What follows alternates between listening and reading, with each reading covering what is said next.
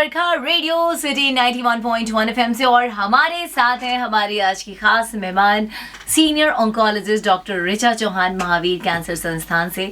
और ये जो अक्टूबर का महीना है इसे ब्रेस्ट कैंसर अवेयरनेस मंथ के तौर पे हम मनाते हैं, सेलिब्रेट करते हैं, क्योंकि जानकर हैरान हो जाएंगे आप कि पूरे विश्व में या फिर अपने हिंदुस्तान में भी ये जो ब्रेस्ट कैंसर का मामला है ये नंबर 1 के पायदान पे आता है, यानी कि सबसे ज़्यादा इससे महिलाएं जो हैं मतलब कि ग्रसित हो रही हैं, ट्रीटमेंट में प्रॉब्लम हो रही है, डेथ्स की संख्या बहुत ज़्यादा है। डरा नहीं रही हूँ, आप अवेयर हो, इसके लिए हमने मैम को बुलाया। तो मैम आपका बहुत बहुत स्वागत है। मैम क्या कहना चाहेंगे आप ब्रेस्ट कैंसर को लेकर के कि क्या गड़बड़ी हो जाती है कि जो ये इतना विकराल रूप ले लेता है? क्या ये प्रिवेंटेबल है, क्या ये ट्रीटेबल है, क्या है? आपने बिल्कुल सही कहा। आजकल ब्रेस्ट कैंसर हमारे कंट्री में और पूरे विश्व में एक बहुत ही विकराल रूप ले रहा है और बहुत सारी महिलाएं हर दिन ब्रेस्ट कैंसर से डायग्नोज हो रही हैं।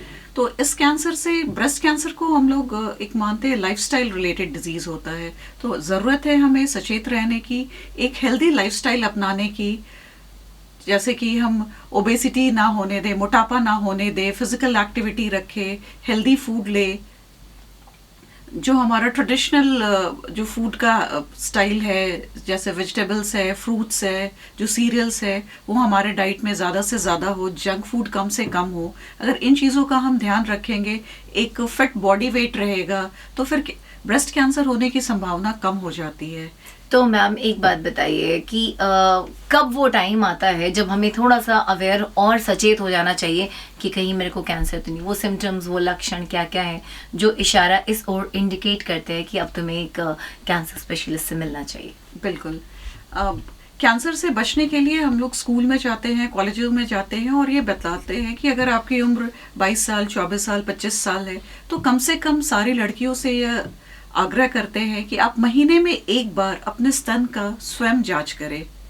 और ये जो जांच है, ये जो आपका मासिक आता है उससे करीब या तो 10 दिन पहले करें या 10 दिन बाद करें। अच्छा। क्योंकि उस समय शरीर में हार्मोनल चेंजेस होते हैं और उस समय अगर आप स्तन की जांच करेंगे तो आपको कोई गिल्टी जैसा फील होगा, थोड़ा पेन हो सकता है, तो आपको अननेसेसरी भय होगा कि कहीं ये कैंसर तो नहीं है।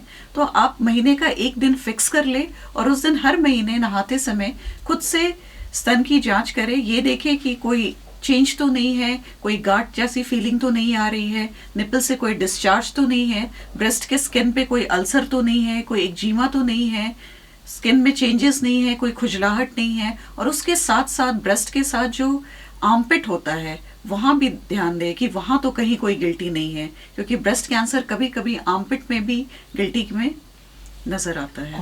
ओके। तो मैम अगर मालूम हो जाए कि हमारे को ब्रेस्ट कैंसर है, सो हमारा पहला कदम क्या होना चाहिए?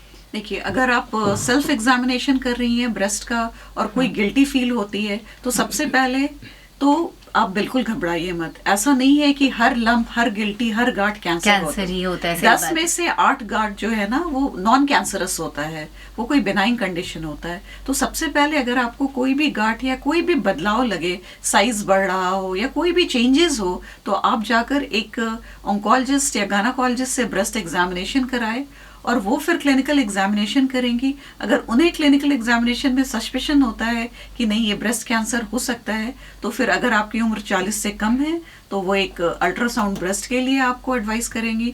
अगर आपकी उम्र 40 वर्ष से ज़्यादा है तो बायलैटरल मैमोग्राफी, जो कि एक हाई डोज एक्सरे होता है, वो जांच कराएंगी। और इन दोनों जांच से छोटी से छोटी अर्ली स्टेज की बीमारी का हम पता लगा सकते हैं।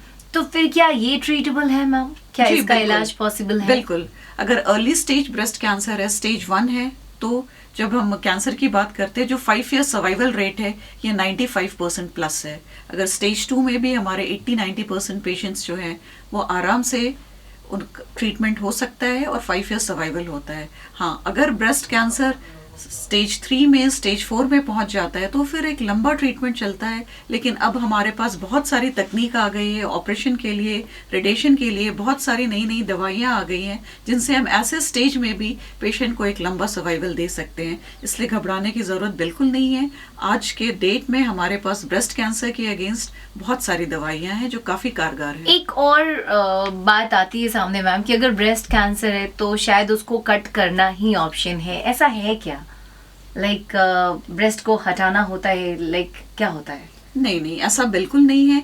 ये एक बहुत बड़ी वजह है जिससे कि महिलाएं जो अगर कोई गांठ या गिल्टी अपने ब्रेस्ट में फील भी करती हैं तो वो डॉक्टर के पास जाने से हिचकिचाती हैं, क्योंकि उन्हें लगता है कि उन्हें पूरा स्तन काट कर ऑपरेशन करवाना पड़ेगा और उससे जो एक आपकी क्वालिटी ऑफ लाइफ है वो काफ़ी डैमेज होगी, डिस्टर्ब होगी। लेकिन अब ऐसा बिल्कुल नहीं है। अगर आप शुरुआती स्टेज में आते हैं तो ऑपरेशन में सिर्फ गिल्टी को निकाला जाता है, कांख की गिल्टियों को निकाला जाता है और उसके बाद रेडियोथेरेपी और कीमोथेरेपी और अगर जरूरत पड़े तो हार्मोनल थेरेपी से इलाज पूरी तरह संभव है।